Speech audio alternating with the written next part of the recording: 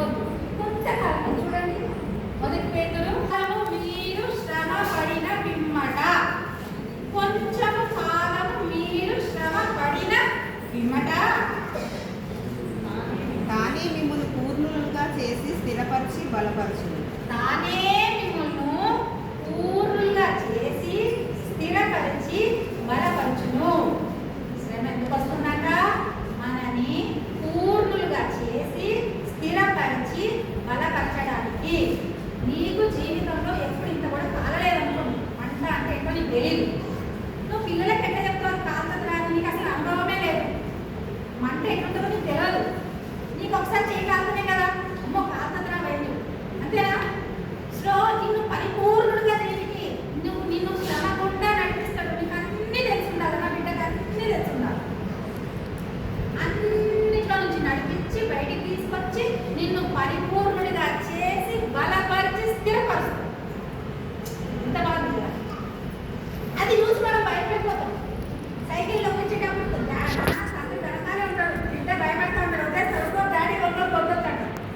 నువ్వు పడితేనే కదా లేస్తావు, నడుస్తావు. బిడ్డ కింద పడితేనే కదా లేచి నడక నేర్చుకుంటాడు. అంతే మనకు వచ్చే శ్రమలు దేవుడి దృష్టిలో అంత చిన్న చిన్నవే. మనం భయపడిపోతాం అంతే. నిన్ను పరిపూర్ణుడుగా చేయాలంటే దేవునికి ఇష్టం అన్నమాట.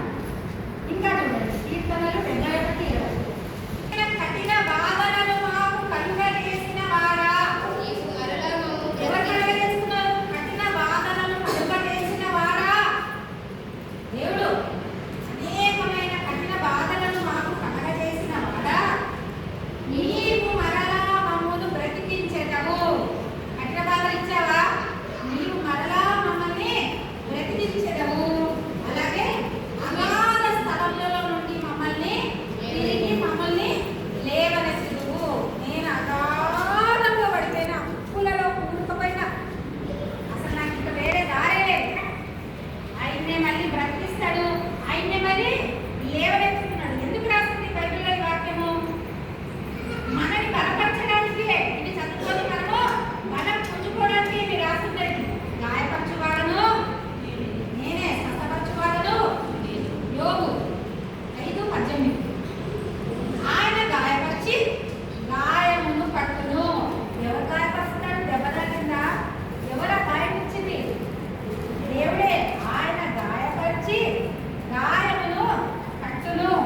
ఆయన గాయము చేయును. ఆయన చేతులే స్వస్థపరచు.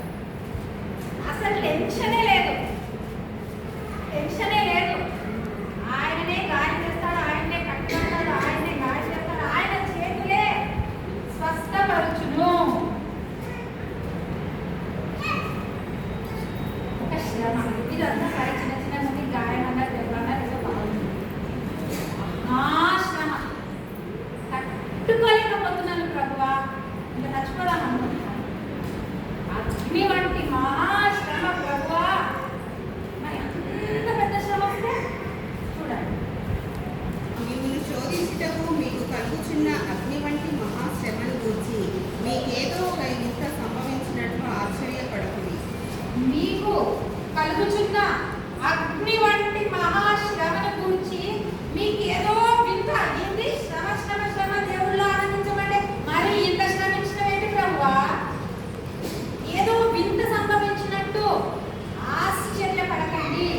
ఏదో వింత సంభవించినట్టు ఆశ్చర్యపడకండి. పెద్ద శ్రమన పెద్ద ఆనందం. నెక్స్ట్ వచనం చదవండి. క్రీస్తు మహిమ బయలుపరచబడినప్పుడు క్రీస్తు మహిమ బయలుపరచబడినప్పుడు మీరు మహా ఆనందముతో మహాశ్రమ వచ్చింది కదా, మహానందంతో సంతోషించు నిమిత్తము క్రీస్తు శ్రమలలో మీరు పాలివారై ఉన్నంతగా క్రీస్తు శ్రమలలో మీరు పాలివారై ఉన్నంతగా, క్రీస్తు శ్రమలలో మనము పాలివారమై ఉన్నంతగా సంతోషించుడి. మహాశ్రమ, మహానందం. ఒక తల్లి ఉంది, ఆమెకు ఒక కూతురు పెళ్ళైపోయింది. ఆ కూతురు ప్రెగ్నెంట్. అమ్మా పురిటి నొప్పులు ఎట్లుంటాయండి? ఎవరికి నొప్పులు ఎట్లుంటాయి?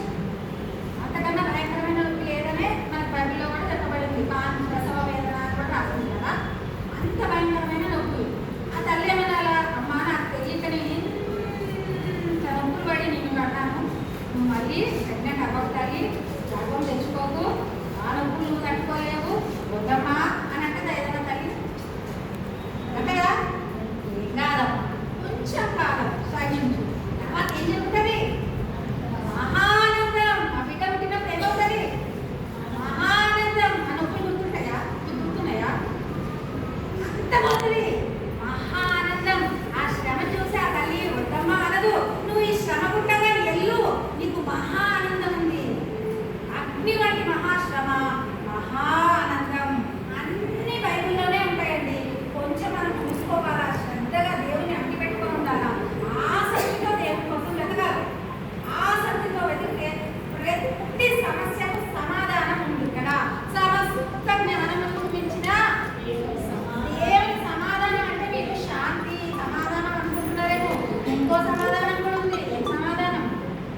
అన్ని ప్రశ్నలకు సమాధానం. అన్ని ప్రశ్నలకు సమాధానం ఉంది ఇందులో. సమస్త జ్ఞానానికి మించిన సమాధానం ఇందులో ఉంది. అన్ని వంటి మహాశ్రమను చూసి మీరు భయపడిపోతున్నారా? ఇంకో మంచి వచనం ఉంది, నాకు నచ్చింది.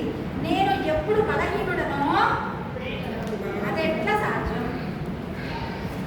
నేను ఎప్పుడు బలహీనుడనో అప్పుడే బలవంతుడు. ఎక్కడ ఉంది చూడండి, 2వ కొరింథీ 12:10. ఎప్పుడు బలహీనుడనో అప్పుడే బలవంతుడను. కనుక నేను బలహీనతలలోను, నిందలలోను, ఇబ్బందులలోను, హింసలలోను, ఉపద్రవములలోను సంతోషించుచున్నాను. బలహీనుడుగా ఉంటే ఎట్లా సంతోషిస్తాను? ఈ లోకం నిన్ను బలహీనుడుగా తలస్తుంది. నువ్వు ఇంత శ్రమ తట్టుకోగలవా? మీ ఆయనకి జబ్బు, మీ అత్తగారికి ఇది, మీ మామగారికి ఇది, నీది ఇది, నువ్వు ఆడ తట్టుకుంటావమ్మా. నీ వల్ల కాదు, నువ్వు బలహీనురాలు. మనం తలుస్తున్నాం. దేవుడు ఏమని తలుస్తున్నాడు? నా బలవంతురాలైన బిడ్డ.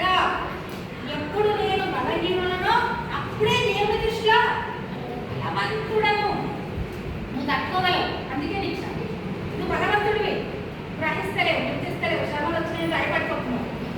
శ్రమలు వచ్చినాయంటే స్ట్రాంగ్, నువ్వు బలవంతుడివి, నీకు అందుకే శ్రమ వచ్చింది. దేవుడితో ఉన్నానని చెప్తున్నాడు, నీ పక్కనే ఉన్నానని చెప్తున్నాడు, సంతోషించి అంటున్నాడు. మనం తెలియక అమ్మో అమ్మో అమ్మో అనుకుంటున్నాం. శ్రమలలో సంతోషించడం నేర్చుకోవాలి, శ్రమలలో ఆనందించడం నేర్చుకోవాలి. దేవుడు ఏం చెప్తున్నాడంటే విశ్వాసంతో ఆయన ఉన్నాడని ఆయనను వెతికితే చాలు. ఫిబ్రవరి 11:6. కదా నమ్మలేను కదా, ఏదో నమ్మాలంట. ఏం నమ్మాలంట? దేవుని యొద్దకు వచ్చువాడు. మీరందరూ దేవుని యొద్దకు వస్తున్నారు. దేవుని యొద్దకు వచ్చువాడు. దేవుని యొద్దకు వచ్చువాడు అంటే ఈ వచ్చుడు అనుకుంటే పొరపాటే. ఇప్పుడు వచ్చి కూర్చున్నాం కదా, ఈ వచ్చుడు అనుకుంటే పొరపాటే. దేవుని యొద్దకు వచ్చువాడు అంటే అసలు నీ ఆలోచనలలో, నీ హృదయంలో ఆయన వచ్చాడు. ఆయన వచ్చి నీకు ఇవన్నీ గుర్తొచ్చేసాయంటేనే దేవుని యొద్దకు నువ్వు వెళ్ళినట్టు. ఎక్కడో రోడ్డు మీద నువ్వు ఎక్కడో ఉన్నావు, నీకు సమస్య వచ్చింది, ప్రభువా అని అన్నావా? దేవుడి యొద్దకు నువ్వు వెళ్ళిపోయావు. అప్పుడే నా యొద్దకు వచ్చేవాడు. నువ్వు ఎక్కడ నుండు ప్రభువా అని అన్నావంటే నువ్వు దేవుడి దగ్గరికి వెళ్ళిపోయినావు. అక్కడే నా యొద్దకు వచ్చేవాడు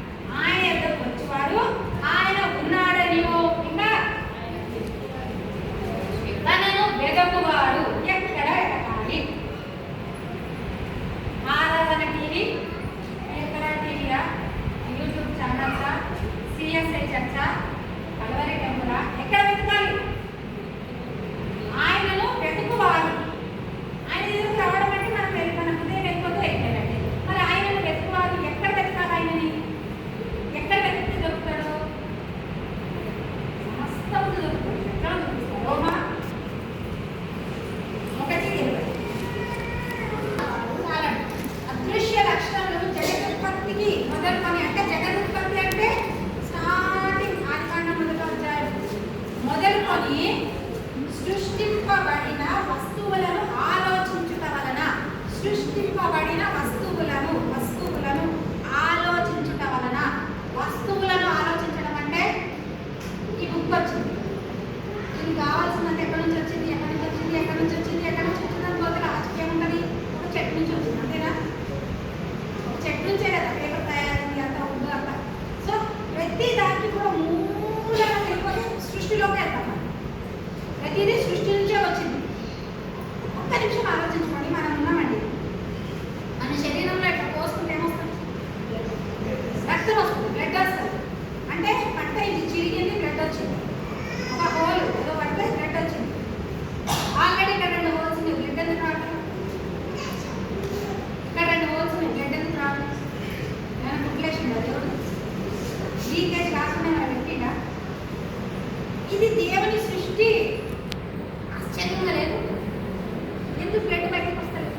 ఇందులో నుంచి ఎందుకు వస్తలేదు? ఇందులో నుంచి ఎందుకు వస్తలేదు? కుట్లు లేవు, ఏం లేవు. ఇందులో వెతకడం అంటే నువ్వు ఏం చూసినా, ఒక చెట్టు చూసినా, ఒక నీళ్ళు చూసినా, ఇంత ఆక్సిజన్ ఎక్కువ వారికి. సో దేవుని యొద్దకు వచ్చేవాడు ఆయన ఉన్నాడని, తనను వెతుకు వారికి ఫలము దయచేయవాడని నమ్మాలి. ఏం చేయాలి? నమ్మాలి. ఏం చేయాలి? నమ్మాలి. నమ్మితే నమ్మాలి. ఏమని నమ్మాలి? శ్రమలో ఉన్నప్పుడు దేవుడు నిన్ను శ్రమల నుంచి బయటికి తీసుకొస్తాడని నమ్మాలి. నువ్వు విశ్వాసంగా పరలోకానికి వెళ్తావని నమ్మాలి. నీ కష్టం ఉందా, ఆ కష్టం తొలగిపోతుందని నమ్మాలి. నమ్మాలి, నమ్మాలి, నమ్మాలి. నమ్ముట దేవాలగా సాధ్యం. నమ్ము అవుతుందని అనలేదు దేవుడు. నమ్ముట నీ వలననైతే, అంటే అంత కష్టమైంది. నీ వలననైతే అంటే కష్టం, నీ వలనైతే, నీకు చేతనైతే, నీకు దమ్ముంటే అని అర్థం.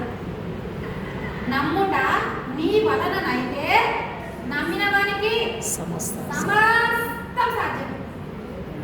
అయితేనే అవుతుంది. నమ్ముట నీ వలననైతే అదే అవుతుంది. నమ్ముట నీ వలననైతే నమ్మిన వానికి సమస్తం సాధ్యం. మనం ఏమన్నా తెలుసా? మార్కు 9:23 మనం ఏమనాలి? మన వల్ల అయితే లేదు కదా, అప్పుడు మనం ఏమనాలి?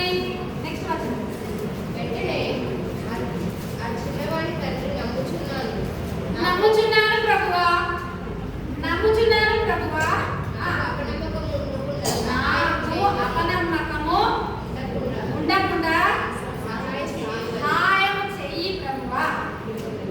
నమ్ముతున్నాం. ఇప్పుడు అందరికీ ఇంత బాగా చెప్పాం కదా, నమ్ముచున్నారు. అన్నీ ఏం చేస్తాము? బయటికి పోగానే మెల్లగా అపనమ్మకంలోకి వెళ్ళిపోతాం. లేదు జ్వరం వస్తే పాలు ఇంత మంచిదా? క్యాన్సర్ వస్తే మంచిదా? ఒకరింట్లో మరణం జరిగితే మంచిదా? అపనమ్మకం. నమ్ముచున్నారు ప్రభువా, ఈ చర్చిలో ఉన్నంత వరకు నమ్ముచున్నారు ప్రభువా, ఈ చర్చి దాటినాక కూడా ఈ నమ్మకంలో నేను ఉండాలి ప్రభువా, నాకు అపనమ్మకం రాకుండా సహాయం చేయి అని అడగాలండి. సహాయం చేయమని అడగాలి. అప్పుడు దేవుడు సహాయం చేస్తాడు. దేవుడి సహాయం లేనిదే ఏది సాధ్యం కాదు. మనం అడగాల్సిందల్లా సహాయం చేయి ప్రభువా, నేను జాగ్రత్తగా బ్రతుకుటకు సహాయం చేయి. నేను ఒళ్ళు దగ్గర పెట్టుకొని అన్ని విషయాలను భయముతో, భక్తితో, వణుకుతో ఈ లోకంలో జీవించాలి. గర్జించు సింహంలో ఎవరు తిరుగుతున్నారు? నన్ను ఎప్పుడు కూడా కాపాడు ప్రభువా. లోకంలో పడి నేను కొట్టుకొని పోకుండా, లోకంలో కలిసిపోకుండా, లోకస్తులతో ఎట్లా మాట్లాడాలి, ఎట్లా ప్రవర్తించాలి, ఎట్లా జీవించాలి, ప్రతి విషయంలో తప్పిపోయే అవకాశం ఉంది ప్రభువా. నాకు సహాయం చేయి. అన్ని కరెక్టే అనిపిస్తున్నాయి, అన్ని మంచిగా అనిపిస్తాయి, అందరు మంచిగా అనిపిస్తున్నారు ప్రభువా, నన్ను సహాయం చేయి, సహాయం చేయి, సహాయం చేయడానికి అడగాలి. అప్పుడు మీ హృదయాన్ని బట్టి దేవుడు మీకు సహాయం చేస్తాడు. అందుకే చెప్తున్నాను, దేవుడు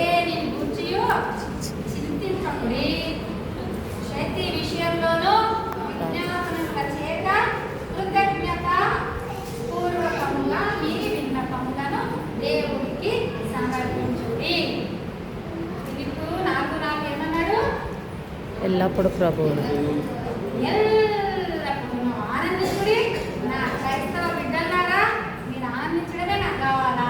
మరలా చెప్పుచున్నాను, ఎల్లప్పుడూ మంచిలో, చెడ్డలో, దుఃఖంలో, కష్టంలో, అన్ని విషయాలలో ఎల్లప్పుడూ